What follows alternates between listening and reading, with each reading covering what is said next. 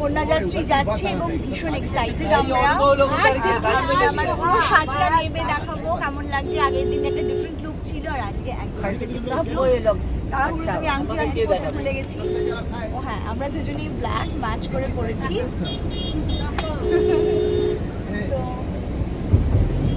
পিছনে প্রচুর বাস। আজকে অ্যাকচুয়ালি অনেক বিয়ে।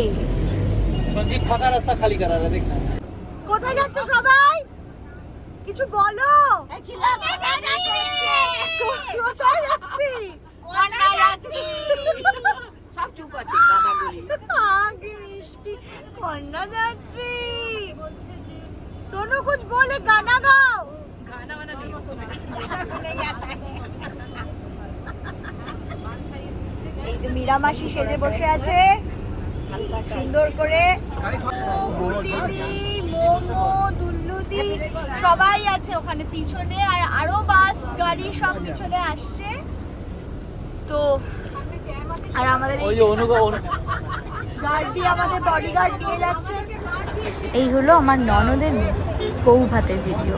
তো আমরা চলে এসেছি, এবারে পুরো ভিডিওটা দেখো, আরও অনেক কিছু জানতে পারবে। দেখি মা,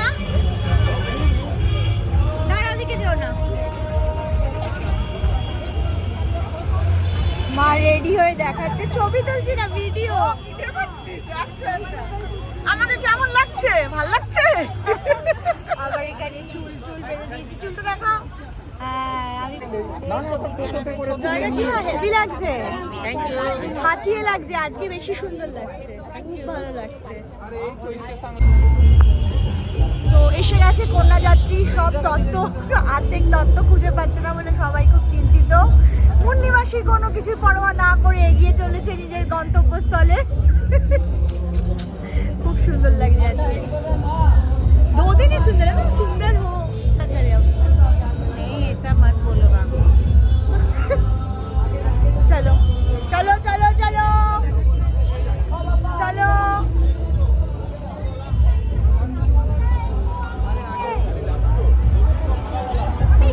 हेलो